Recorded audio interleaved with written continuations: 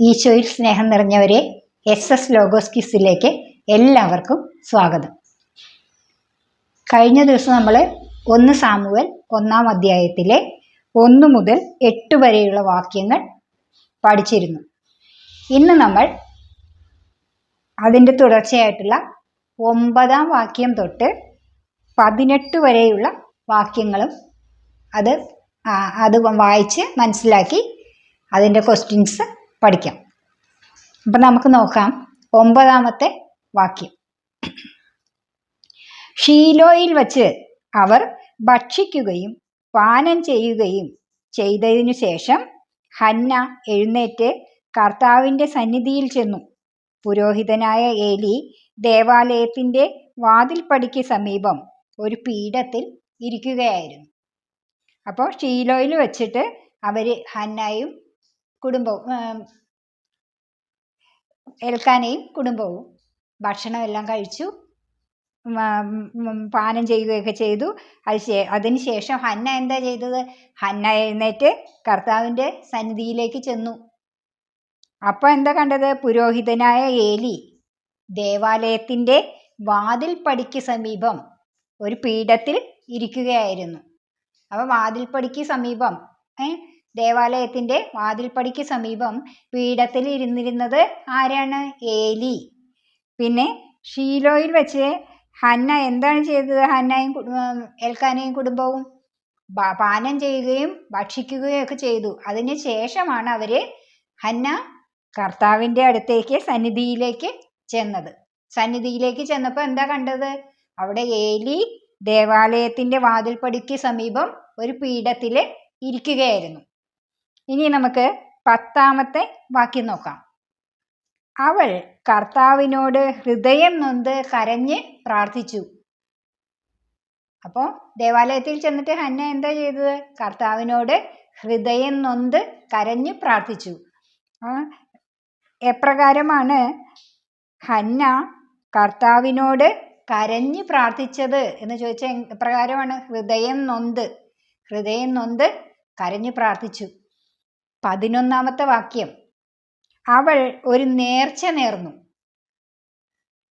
സൈന്യങ്ങളുടെ കർത്താവേ, ഈ ദാസിയുടെ സങ്കടം കണ്ട് അങ്ങ് എന്നെ അനുസ്മരിക്കണമേ.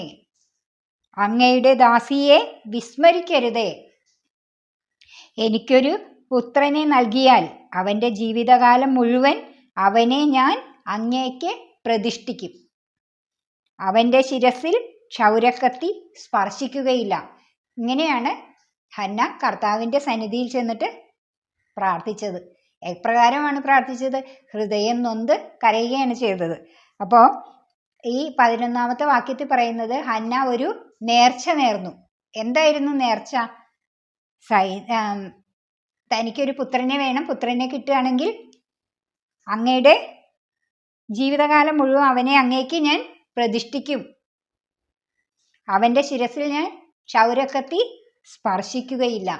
ഇങ്ങനെയാണ് ഹന്ന കർത്താവിനോട് ഹൃദയം നൊന്ത് കരഞ്ഞ് പ്രാർത്ഥിച്ചത്. ഹന്ന എങ്ങനെയാണ് കർത്താവിനെ സംബോധന ചെയ്യുന്നത്? സൈന്യങ്ങളുടെ കർത്താവേ, ഈ ദാസിയുടെ സങ്കടം കണ്ട് അങ്ങ് എന്നെ അനുസ്മരിക്കണമേ.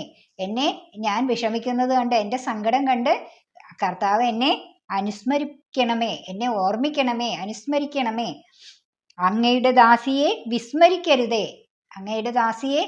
വിസ്മരിക്കരുതേ. ദാസി ആരാണ്? ഹന്നയെ വിസ്മരിക്കരുതേ. കർത്താവിനോട് പ്രാർത്ഥിക്കുകയാണ് ഹന്ന.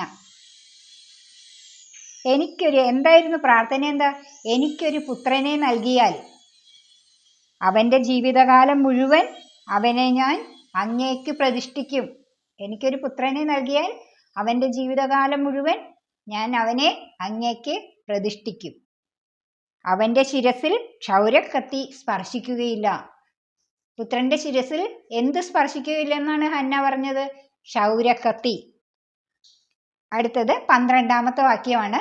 നമുക്ക് നോക്കാം. ഹന്ന ദൈവസന്നിധിയിൽ പ്രാർത്ഥിച്ചു കൊണ്ടിരിക്കവേ ഏലി അവളെ ശ്രദ്ധിച്ചുകൊണ്ടിരുന്നു. ഹന്ന ദൈവസന്നിധിയിൽ ഇങ്ങനെ പ്രാർത്ഥിച്ചുകൊണ്ടിരിക്കുക, നേർച്ച നേർന്ന് പ്രാർത്ഥിച്ചുകൊണ്ടിരിക്കുക. അപ്പോൾ അവളെ ശ്രദ്ധിച്ചുകൊണ്ടിരുന്നത് ആരാ? ഏലി. പുരോഹിതൻ അല്ലെ, പുരോഹിതനായ ഏലി അവളെ ശ്രദ്ധിച്ചുകൊണ്ടിരുന്നു. ഹന്ന എവിടെയാണ് പ്രാർത്ഥിച്ചുകൊണ്ടിരുന്നത്? ദൈവസന്നിധിയിൽ. ഹന്ന ദൈവസന്നിധിയിൽ പ്രാർത്ഥിച്ചു കൊണ്ടിരിക്കവേ ഏലി അവളെ ശ്രദ്ധിച്ചു കൊണ്ടിരുന്നു.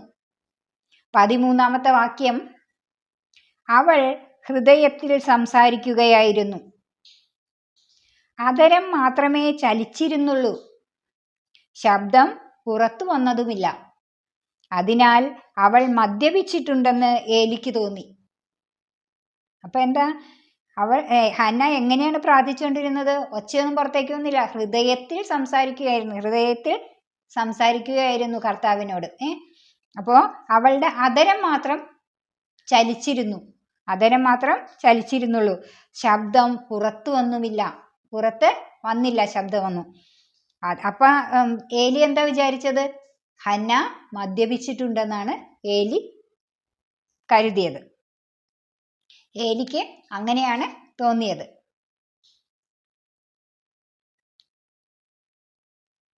ഹന്ന പ്രാർത്ഥിച്ചുകൊണ്ടിരുന്നപ്പോൾ ഹന്നയുടെ എന്താണ് ചലിച്ചുകൊണ്ടിരുന്നത്?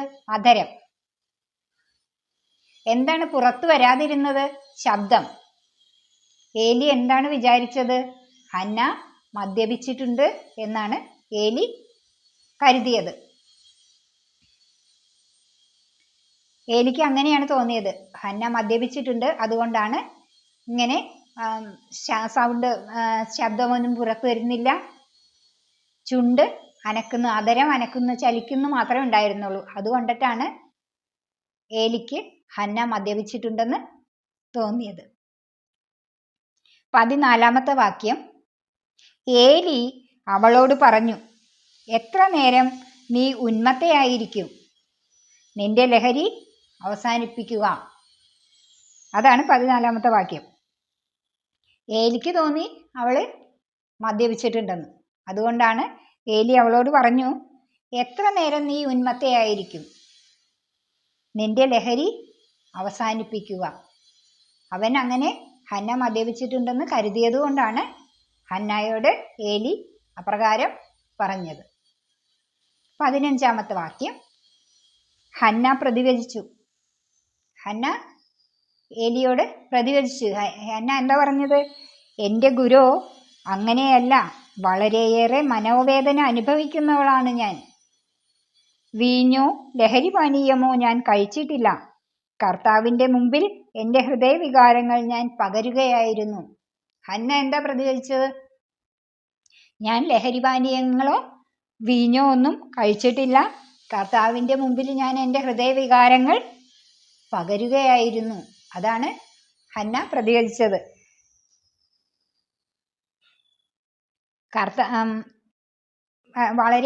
വളരെയേറെ എന്തനുഭവിക്കുന്നവളാണ് ഞാൻ എന്നാണ് ഹന്ന ഏലിയോട് പറഞ്ഞത്? മനോവേദന, വളരെയധികം മനോവേദന അനുഭവിക്കുന്നവളാണ് ഞാൻ എന്നാണ് പറഞ്ഞത്. എന്ത് ഞാൻ കഴിച്ചിട്ടില്ല എന്നാണ് പറഞ്ഞത്? വീഞ്ഞോ ലഹരി പാനീയങ്ങളോ ഞാൻ കഴിച്ചിട്ടില്ല എന്ന് ഹന്ന ഏലിയോട് പറഞ്ഞു. കർത്താവിൻ്റെ മുമ്പിൽ എൻ്റെ ഹൃദയവികാരങ്ങൾ ഞാൻ പകരുകയായിരുന്നു. ഹന്ന കർത്താവിൻ്റെ മുമ്പിൽ അവളുടെ ഹൃദയവികാരങ്ങൾ പകരുകയായിരുന്നു എന്ന് പറഞ്ഞു.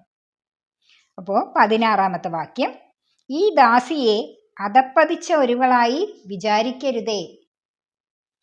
അത്യധികമായ ആകുലതയും അസ്വസ്ഥതയും മൂലമാണ് ഞാൻ ഇതുവരെ സംസാരിച്ചത്. അപ്പൊ ഹന്ന ഏലിയോട് പറഞ്ഞു, എന്നെ ഈ ദാസിയെ അധപ്പതിച്ച ഒരുവളായിട്ട് വിചാരിക്കരുത്. എന്തുകൊണ്ടാണ്? അത്യധികമായ ആകുലതയും അസ്വസ്ഥതയും മൂലമാണ് ഞാൻ ഇതുവരെ സംസാരിച്ചത്. ഞാൻ ഈ സംസാരിച്ചത് കണ്ട് എന്നെ അധപ്പതിച്ചവളായിട്ട് കണക്കാക്കരുത്. 17-ാമത്തെ വാക്യം, അപ്പോൾ ഏലി പറഞ്ഞു, അപ്പോൾ ഏലി പറഞ്ഞു, സമാധാനമായി പോവുക, ഇസ്രായേലിന്റെ ദൈവം നിന്റെ പ്രാർത്ഥന സാധിച്ചു തരട്ടെ.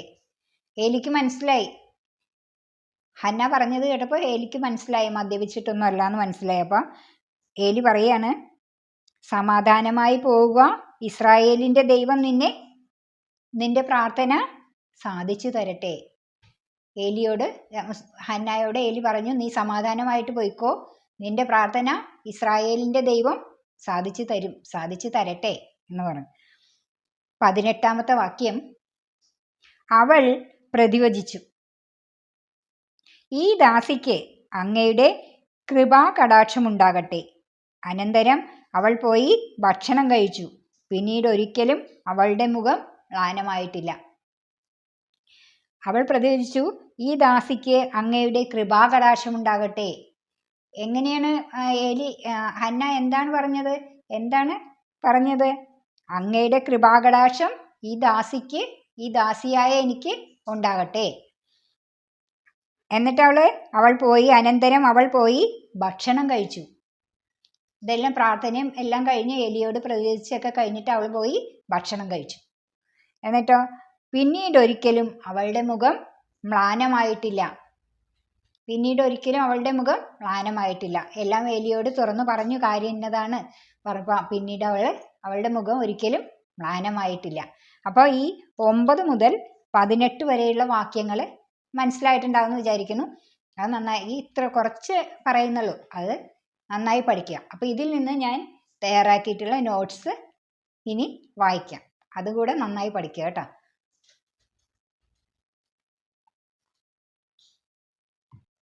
ഈ 9 മുതൽ 18 വരെയുള്ള വാക്യങ്ങളിലെ ചോദ്യങ്ങളും ഉത്തരങ്ങളും. 1-ാമത്തെ ചോദ്യം, 1 സാമുവേൽ 2:9 പ്രകാരം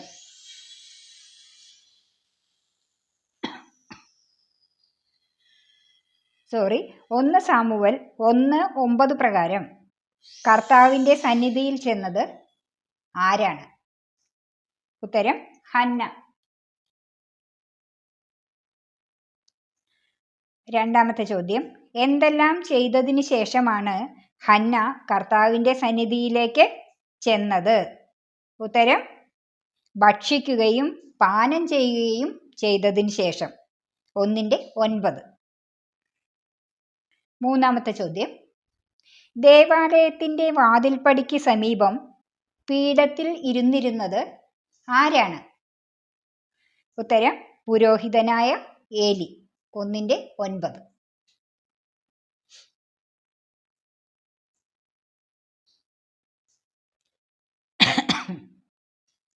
4, ദേവാലയത്തിന്റെ വാതിൽപ്പടിക്ക് സമീപം എന്തിലാണ് പുരോഹിതനായ ഏലി ഇരുന്നിരുന്നത്? ഉത്തരം പീഠത്തിൽ. 1:9. 5, പുരോഹിതനായ ഏലി ദേവാലയത്തിന്റെ എന്തിന് സമീപമാണ് പീഠത്തിൽ ഇരുന്നിരുന്നത്? ഉത്തരം വാതിൽപ്പടിക്ക് സമീപം. 1:9. 6, ഹന്ന എപ്രകാരമാണ് കർത്താവിനോട് കരഞ്ഞ് പ്രാർത്ഥിച്ചത്?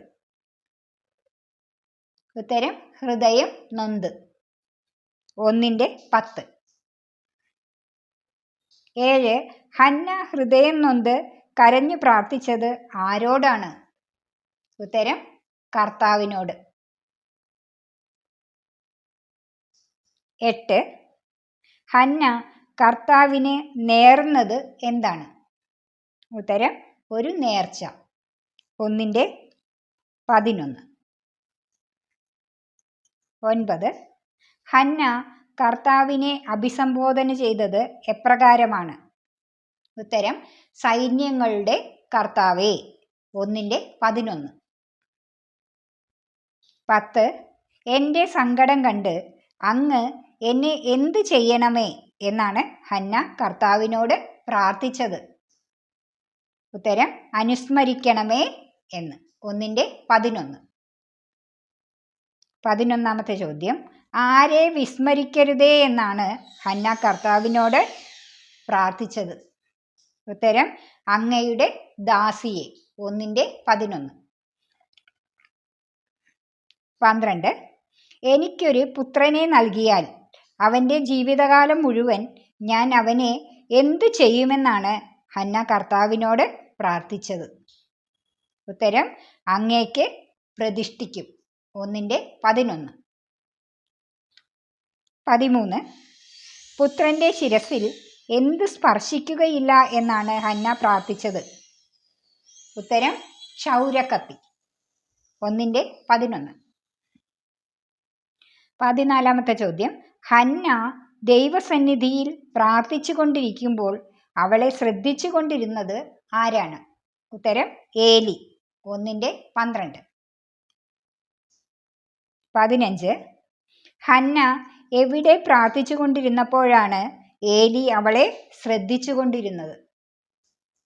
ഉത്തരം ദൈവസന്നിധിയിൽ. 1:12.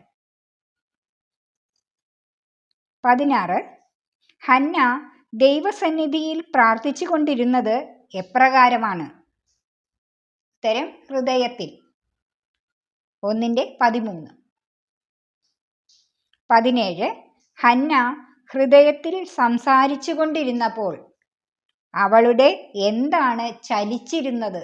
ഉത്തരം അധരം. 1:13. 18. ഹന്നായുടെ അധരം ചലിച്ചുകൊണ്ടിരുന്നെങ്കിലും എന്താണ് പുറത്തു വരാതിരുന്നത്? ഉത്തരം ശബ്ദം. 1:13. 19. ഹന്ന മദ്യപിച്ചിട്ടുണ്ടെന്ന് ഏലിക്ക് തോന്നാനുണ്ടായ കാരണം എന്താണ്? ഉത്തരം ഹന്ന ഹൃദയത്തിൽ സംസാരിച്ചു കൊണ്ടിരുന്നപ്പോൾ അവളുടെ അധരം മാത്രമാണ് ചലിച്ചിരുന്നത്. ശബ്ദം പുറത്ത് വന്നതുമില്ല. അപ്പോൾ അവൾ മദ്യപിച്ചിട്ടുണ്ടെന്ന് ഏലിക്ക് തോന്നി. 1:13. 20-ാമത്തെ ചോദ്യം. ഹന്ന മദ്യപിച്ചിട്ടുണ്ടെന്ന് തോന്നിയപ്പോൾ ഏലി അവളോട് എന്താണ് പറഞ്ഞത്? ഉത്തരം എത്ര നേരം നീ ഉന്മത്തയായിരിക്കും? നിന്റെ ലഹരി അവസാനിപ്പിക്കുക. 1:14. 21. 1:15 പ്രകാരം ഹന്ന ഏലിയോട് പ്രതിവചിച്ചത് എന്തായിരുന്നു? ഉത്തരം എൻ്റെ ഗുരു അങ്ങനെയല്ല, വളരെയേറെ മനോവേദന അനുഭവിക്കുന്നവളാണ് ഞാൻ. വീഞ്ഞോ ലഹരി പാനീയമോ ഞാൻ കഴിച്ചിട്ടില്ല. കർത്താവിൻ്റെ മുൻപിൽ എൻ്റെ ഹൃദയവികാരങ്ങൾ പകരുകയായിരുന്നു ഞാൻ. 22. ഹന്ന ഏലിയെ സംബോധന ചെയ്തത് എപ്രകാരമാണ്? ഉത്തരം എൻ്റെ ഗുരു. 1:15.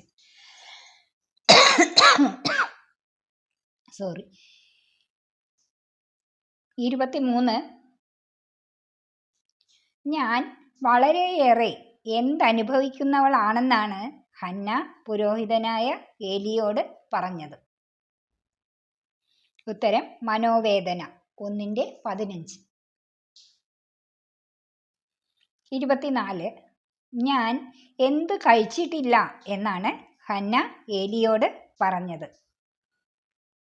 ഉത്തരം വീഞ്ഞോ ലഹരി പാനീയമോ. 1:15. 25. കർത്താവിൻ്റെ മുമ്പിൽ എന്തു പകരുകയായിരുന്നു ഞാൻ എന്നാണ് ഹന്ന പുരോഹിതനായ ഏലിയോട് പറഞ്ഞത്? ഉത്തരം എൻ്റെ ഹൃദയവികാരങ്ങൾ. 1:15. 26. ഈ ദാസിയെ എങ്ങനെ കരുതരുതെന്നാണ് ഹന്ന പുരോഹിതനോട് പറഞ്ഞത്? ഉത്തരം അധപ്പതിച്ച ഒരുവളായി. 1:16. 27.